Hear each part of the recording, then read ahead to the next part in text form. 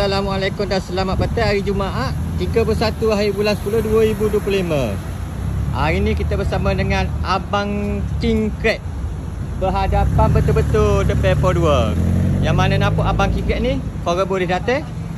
Sedikit kata-kata. Siapa token ni? Abang King Crab. Sedikit kata-kata be.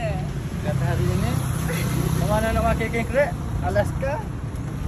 Lobster. Boleh mari sini. Depan Pro 2 awak kacak je.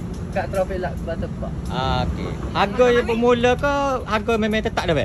Harga tetap 85 ya. Soba lobster dengan King Crab.